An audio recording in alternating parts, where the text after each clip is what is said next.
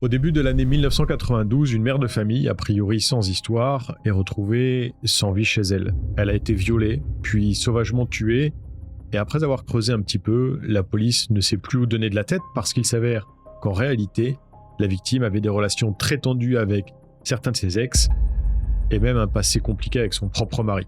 L'enquête, qui commence à peine, promet déjà d'être compliquée, et elle va finalement réserver à tous une surprise de taille, 8 ans après les faits. Aujourd'hui, je vous parle de l'histoire vraie incroyable du meurtre de Linda Jensen. Générique.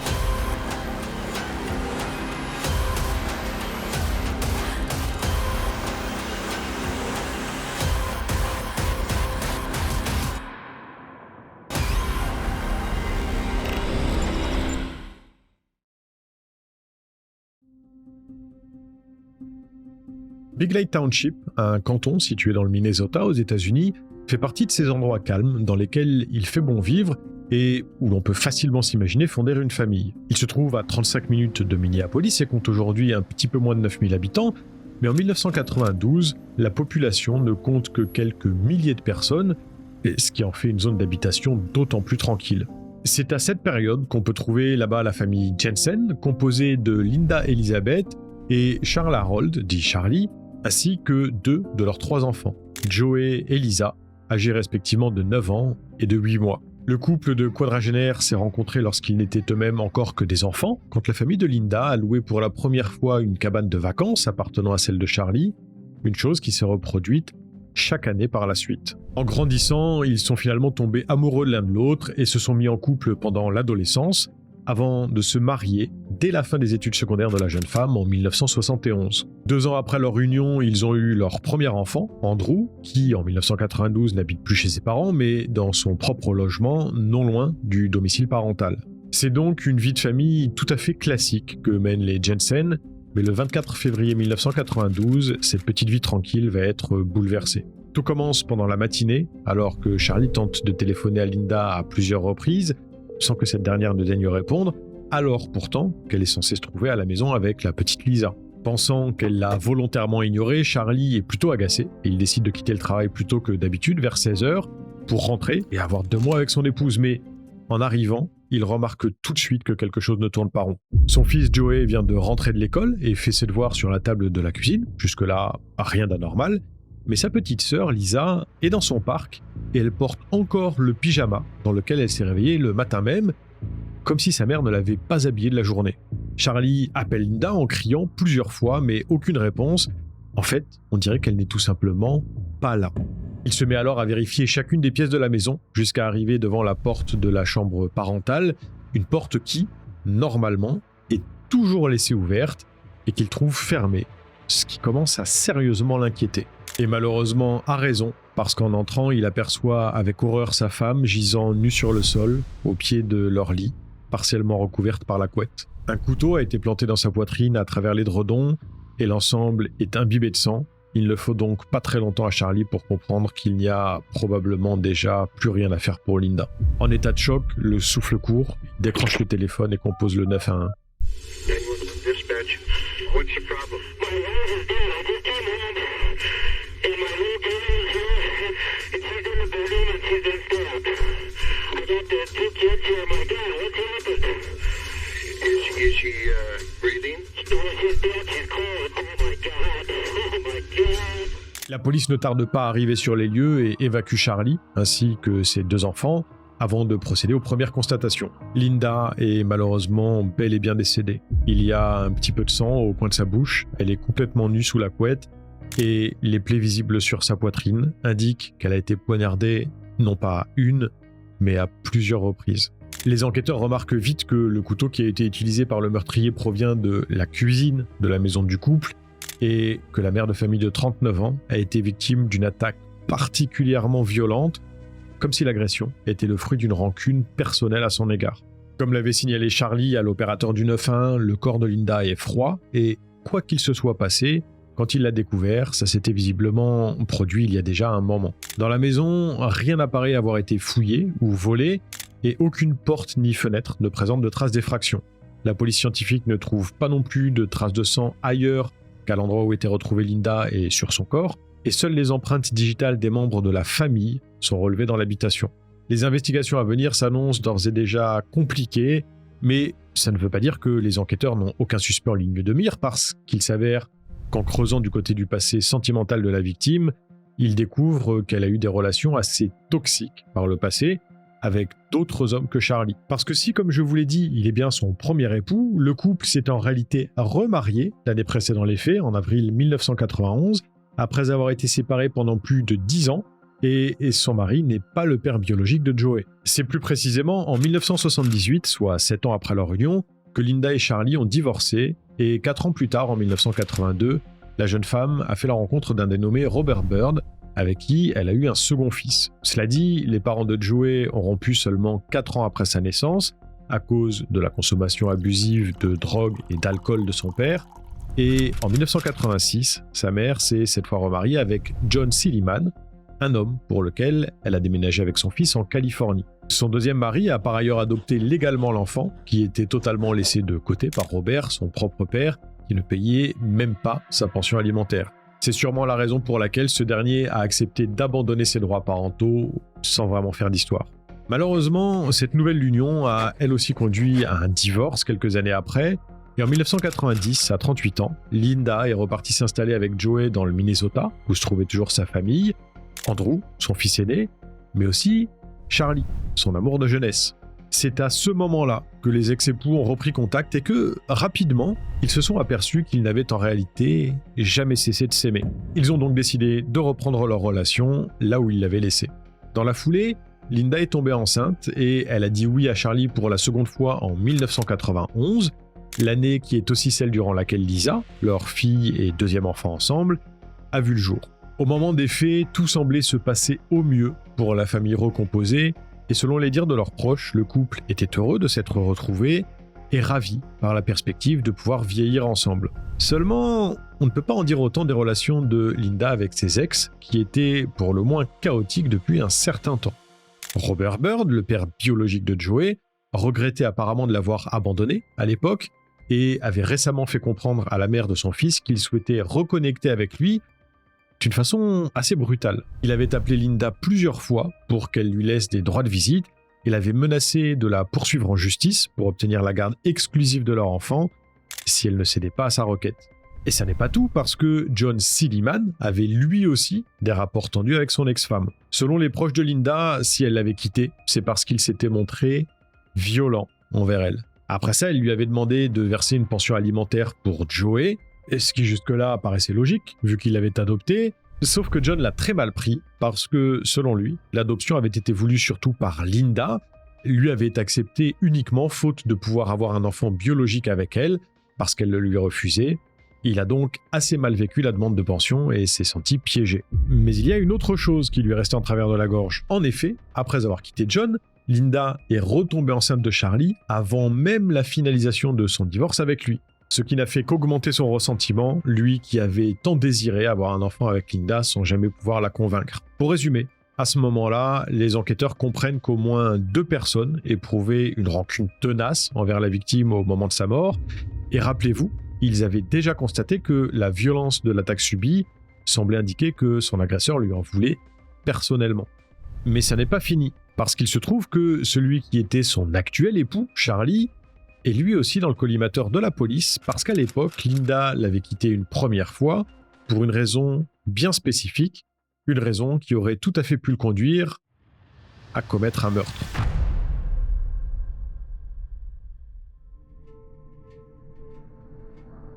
Au cours de leurs investigations, les forces de l'ordre apprennent que si Linda s'est séparée de Charlie en 1978, c'est parce qu'il était devenu alcoolique. L'homme est un vétéran de l'armée américaine qui a servi au Vietnam et quand il est rentré aux États-Unis, il s'est mis à boire énormément. Sa consommation était devenue peu à peu hors de contrôle, ce qui peut tout à fait faire dégénérer une dispute vers quelque chose de beaucoup plus grave. Et de toute façon, penser que le mari de Linda n'y est peut-être pas pour rien n'est pas si étonnant parce que, comme on le sait, quand un meurtre se produit, c'est très souvent une personne proche de la victime qui s'avère être impliquée. En plus de ça, les empreintes digitales de Charlie ont été retrouvées sur le couteau qui était planté dans la poitrine de sa femme, et ça fait directement de lui le principal suspect dans le cadre de l'affaire de son meurtre, mais aussi le premier à être interrogé par les enquêteurs. Pendant son interrogatoire, il raconte à la police que tout allait bien entre Linda et lui avant son décès et que le matin des faits, quand il est parti au travail vers 6h15, rien ne sortait de l'ordinaire. Charlie leur parle ensuite de ses appels auxquels Linda n'a pas répondu et de son arrivée chez lui vers 16h, qui s'est soldée par la découverte du corps, puis il avoue de lui-même avoir effectivement touché le manche du couteau et déplacé la couette qui recouvrait sa femme, afin de cacher ses parties intimes. Après ça, l'homme accepte de bonne grâce de se soumettre à un prélèvement ADN et un collègue confirme son alibi sans problème. Il était bel et bien sur son lieu de travail pendant toute la journée et il n'en est pas parti entre-temps. Il n'y a donc aucune incohérence dans son témoignage. Au cas où, les enquêteurs décident de lui faire passer un test polygraphique et il le réussit haut la main, ce qui achève de les convaincre qu'ils peuvent l'éliminer définitivement de la liste des suspects. Pour finir, en ce qui concerne l'alcool, Linda avait accepté de se remettre avec Charlie justement parce qu'il avait arrêté de boire depuis des années et son mari n'avait donc rien à se reprocher de ce côté-là non plus, même si forcément les troubles post-traumatiques dus à son déploiement en Vietnam, eux, étaient toujours bien présents. Le jour suivant les faits, les résultats de l'autopsie tombent et révèlent que la mère de famille a été violée et qu'elle est, selon toute vraisemblance, décédée suite à un étranglement. Son agresseur ne l'a visiblement poignardée qu'après sa mort, qui a eu lieu entre 8h et 10h le matin du 24 février 1992.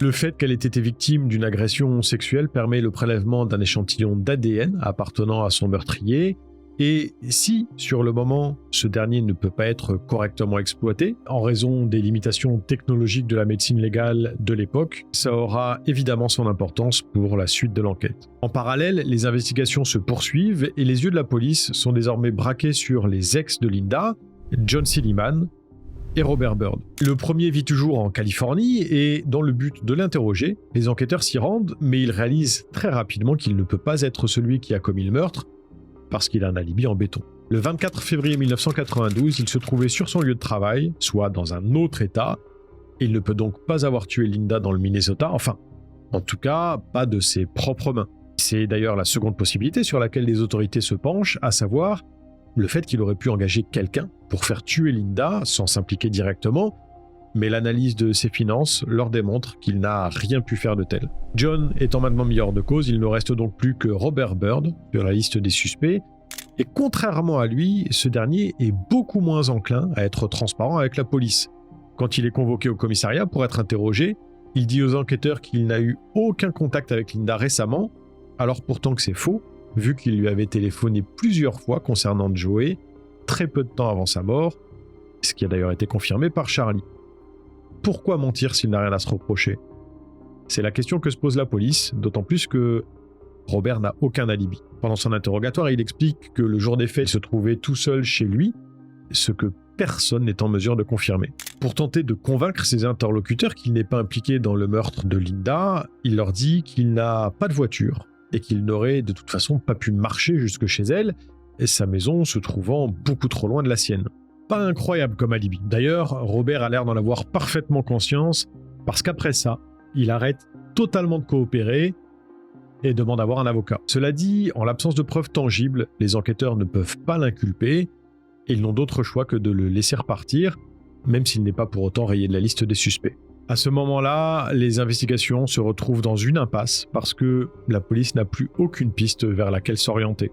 Mais c'était sans compter sur une factrice qui se rend au commissariat pour faire part de quelque chose qu'elle a remarqué le 24 février aux alentours de 11h30. Elle dit aux officiers que ce matin-là, pendant sa tournée, elle a vu un vieux 4x4 bicolore de couleur foncée, conduit par un homme, partir de l'allée située devant la maison des Jensen, et elle est même en mesure de donner une description physique de son conducteur. Selon ses dires, il était blanc, en fin de trentaine ou début de quarantaine, avait un style un petit peu débraillé, et portait une barbe. À l'aide de ces informations, un dessinateur dresse le portrait robot de l'homme et le bureau du shérif le transmet à tous les médias du coin en espérant que quelqu'un pourra faire le lien avec une personne qu'il ou elle connaît. Mais en attendant un éventuel coup de fil à ce sujet, la police ne chôme pas et fait du porte-à-porte dans le quartier où vivait Linda, au cas où la factrice ne serait pas la seule à avoir vu quelque chose d'inhabituel le jour des faits. Il n'y a qu'un couple de voisins, les Jones, qui vivent à 800 mètres de chez les Jensen, qui peuvent confirmer avoir vu le même type de 4x4 tourner dans le coin dans la matinée du 24 février, mais ils sont en revanche incapables d'identifier le conducteur. En fait, qui que soit l'homme décrit par la factrice, personne ne semble le connaître dans le quartier. C'est une fois de plus un retour à la case départ qui s'opère pour les enquêteurs qui, en guise de dernier recours, mettent en place une ligne téléphonique dédiée à l'affaire après avoir diffusé un appel à témoins.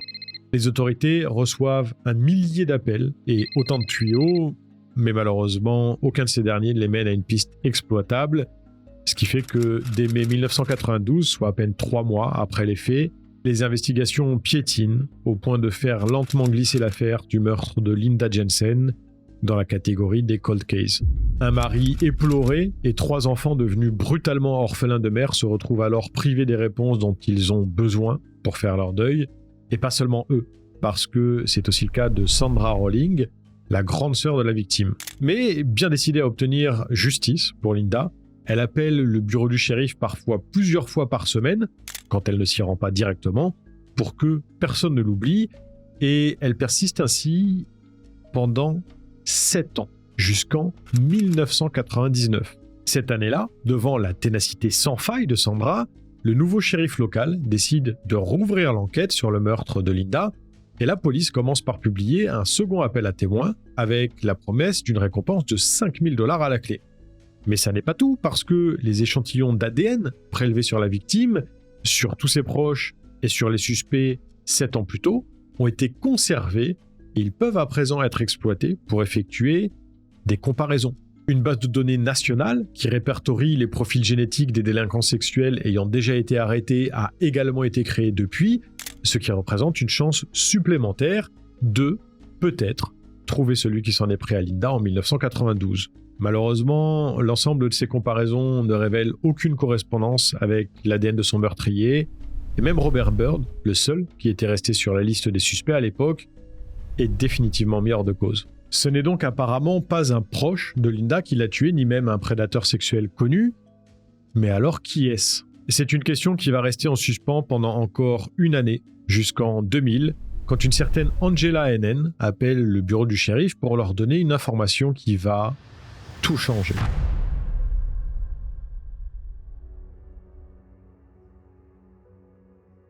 Au départ, ce que dit Angela à son interlocuteur peut paraître anodin. Elle explique qu'elle a comme l'étrange intuition que quelqu'un qu'elle connaît est impliqué dans le meurtre de Linda et suggère à la police de creuser du côté de cet homme, juste au cas où. Le concerné se prénomme Kent Jones et au moment des faits, c'était un voisin de la famille Jensen, le fameux voisin qui vivait à 800 mètres de chez eux avec sa femme Debra. Un couple qui avait d'ailleurs confirmé aux autorités qu'ils avaient bien vu un 4x4 dans le quartier, sans toutefois pouvoir identifier celui qui se trouvait au volant. Kent Jones, qui a maintenant 37 ans, était le chef des scouts du coin en 1992, et bien qu'il était déjà marié, mais aussi père de 4 enfants, il avait eu une aventure avec Angela, peu de temps après le meurtre de Linda. L'homicide avait, à ce moment-là, ébranlé toute la petite communauté, donc forcément, le sujet avait été abordé par la maîtresse de Kent, et ce dernier lui avait dit que, même s'il habitait à côté de chez elle, il ne connaissait pas du tout la victime. Cela dit, le fait même que le meurtre de Linda ait été évoqué par Angela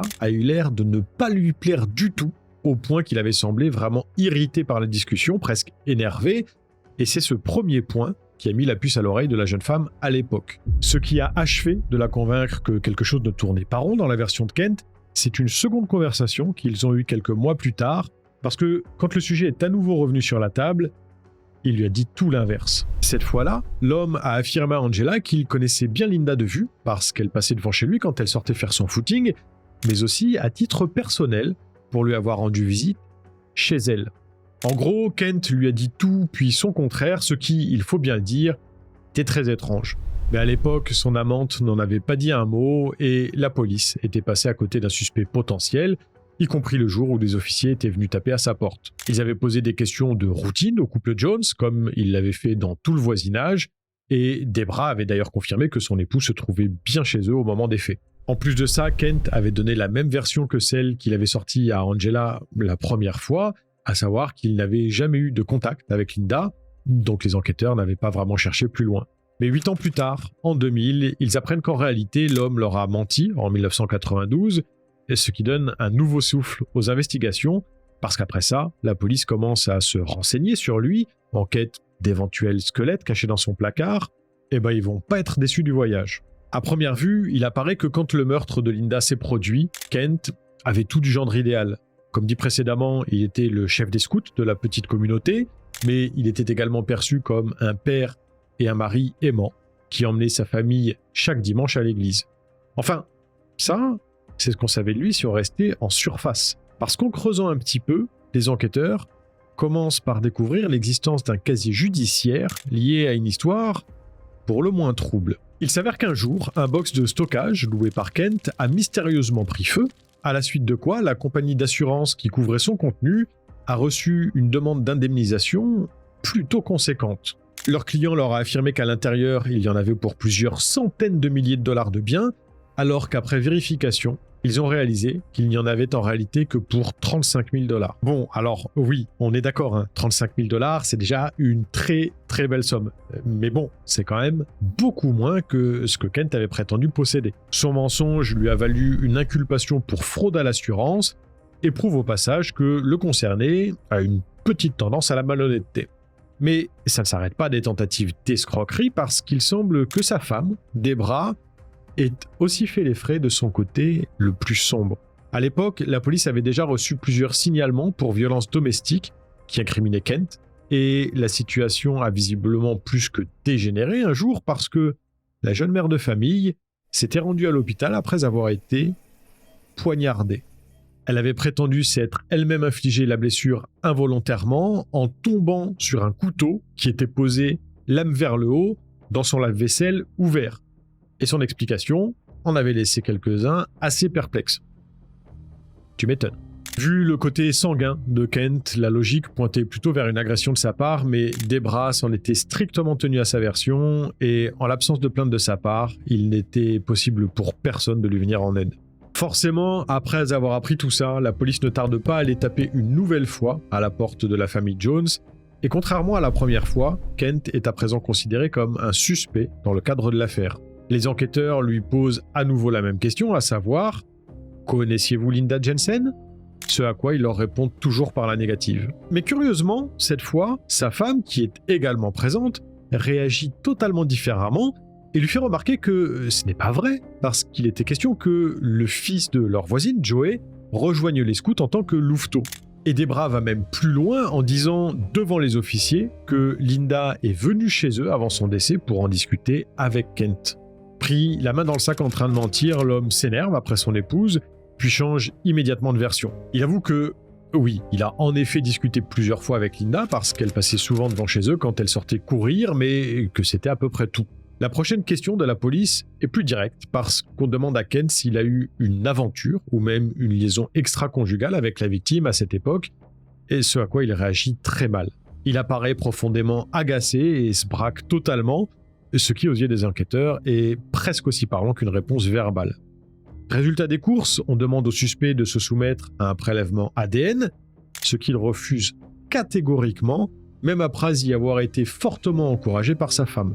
Les officiers doivent quitter la maison des Jones les mains vides parce qu'ils n'ont pas réussi à obtenir l'échantillon nécessaire, mais évidemment, tout ce qui vient de se passer les a convaincus que Kent a quelque chose à se reprocher et qu'ils tiennent peut-être enfin le coupable. Directement après leur entrevue avec lui, ils se rendent chez un juge local pour demander la délivrance d'un mandat de perquisition, ce qui leur permettra de pouvoir forcer le suspect à se soumettre à un prélèvement ADN. Après ça, Kent n'a d'autre choix que d'obtempérer, et au vu des résultats de la comparaison entre le profil génétique du meurtrier de Linda et le sien, on comprend rapidement pourquoi il n'avait pas voulu obtempérer. La correspondance est quasi parfaite. Le 25 juillet 2000, l'homme est donc arrêté et inculpé, mais malgré l'existence d'une preuve évidente de sa culpabilité, il continue de clamer son innocence. Après des heures d'interrogatoire, il s'en tient toujours à sa version des faits. Il refuse d'admettre avoir été impliqué d'une quelconque façon dans le viol ou le meurtre de Linda, mais heureusement, les enquêteurs n'ont pas besoin de ses aveux pour pouvoir l'envoyer au tribunal. Le procès de Kent Jones s'ouvre l'année suivante, le 31 mai 2001, et si une preuve difficilement contestable semble le condamner d'avance, vous allez voir qu'il n'avait pas encore dévoilé toutes ses cartes.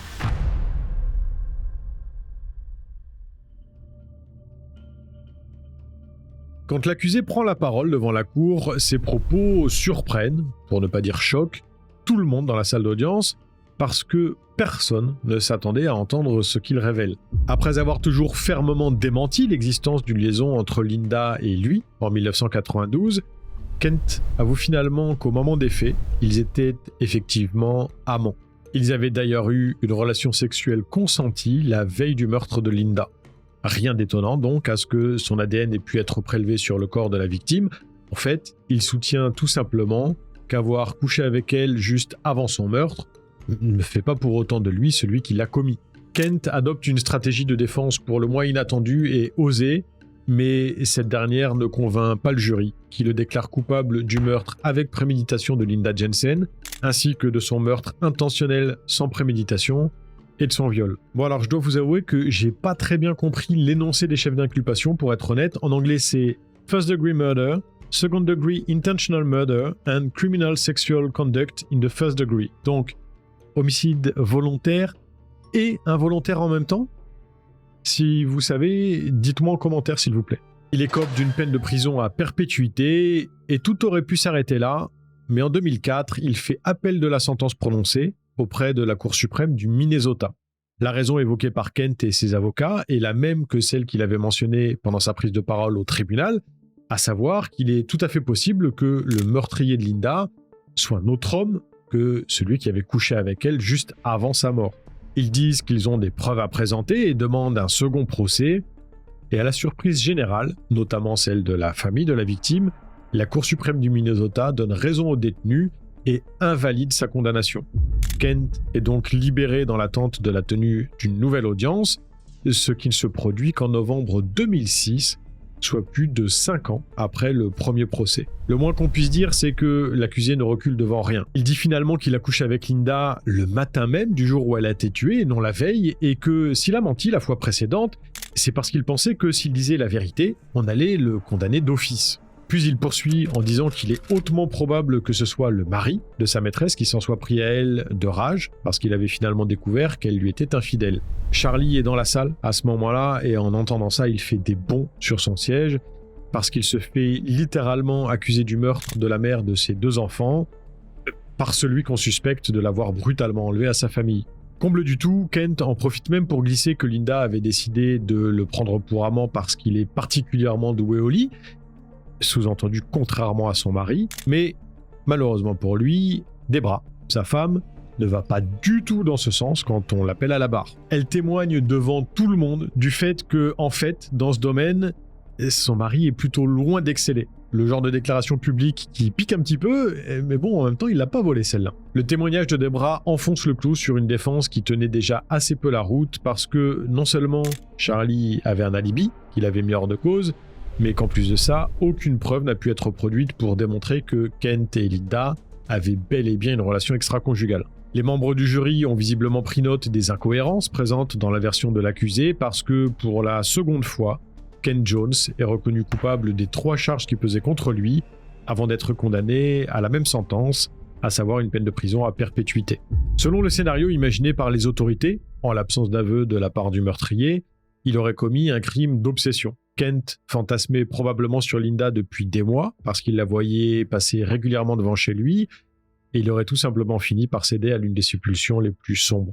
Le matin des faits, elle était seule, chez elle, avec sa fille de 8 mois, et il est possible que l'homme soit venu taper à sa porte, peut-être en prétextant qu'il voulait avoir une discussion au sujet des scouts, pour qu'elle le fasse entrer volontairement. Une fois à l'intérieur de la maison de Linda, Kent lui aurait fait des avances sexuelles et il n'aurait pas supporté le rejet dont il a été victime de sa part, ce qui aurait de toute évidence provoqué chez lui un accès de colère d'une rare violence. Ce déroulé ne reste bien évidemment qu'une supposition, mais on peut se dire en tout cas qu'au vu de ce qu'il a été capable de faire, il est plus rassurant qu'il soit derrière les barreaux.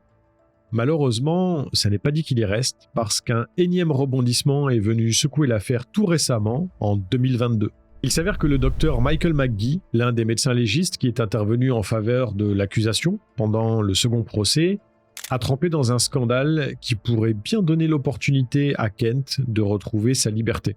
Pour résumer assez brièvement, entre 1985 et 2019, cet homme a travaillé sur 216 affaires et avec le temps, beaucoup de détenus ont fait appel des sentences prononcées à leur encontre, ce qui a provoqué l'analyse des preuves médico-légales à charge contre eux par d'autres médecins. Les résultats obtenus ont démontré qu'à plusieurs reprises, le docteur Michael McGee avait initialement commis des erreurs dans son travail et fait condamner des innocents. Son sérieux a donc commencé à être pas mal mis en doute. En 2022, des vérifications ont été effectuées et il a finalement été démontré qu'après avoir passé un accord avec l'État du Minnesota en 1985, le médecin n'a pas été contrôlé une seule fois pendant toute sa carrière, alors même qu'il utilisait souvent des méthodes de test assez peu fiables qui pouvaient facilement donner des résultats inexacts. Le docteur Michael McGee était considéré comme un travailleur indépendant, il n'était pas employé à proprement parler. Il a donc été laissé en roue libre pendant 34 ans et a sans problème pu faire passer son manque de professionnalisme sous silence. Après ces révélations, plusieurs détenus déclarés coupables dans des affaires impliquant des résultats d'analyse effectués par ses soins ont donc réussi à obtenir une annulation de leur sentence, suivie d'une libération. Ken Jones fait partie de ceux qui ont demandé un réexamen de leur cas suite au scandale qui a éclaté autour du médecin légiste, au motif qu'il aurait pu contaminer les échantillons ADN prélevés sur le corps de Linda Jensen suite à une énième erreur d'analyse et ainsi provoquer injustement sa condamnation. L'homme ne sera éligible à une libération conditionnelle qu'en 2030 et ce n'est qu'à partir de cette année-là qu'il pourra faire à nouveau appel. Dans à peine 6 ans donc, il est possible que Kent se voit accorder un 3e procès et qu'il soit encore une fois libéré en attendant qu'il démarre. L'affaire du meurtre de Linda Jensen n'a donc probablement pas fini de faire parler d'elle et on ne peut qu'imaginer la détresse psychologique de ses proches quand ils ont appris tout ça, eux qui pensaient pouvoir enfin tourner la page sur ce drame et en avoir définitivement terminé avec les procédures judiciaires. On se retrouve lundi prochain pour un nouvel épisode de HVI et en attendant n'oubliez pas, l'homme est un loup pour l'homme et il vaut bien souvent mieux se méfier de ses congénères plutôt que de monstres ou créatures imaginaires. Salut.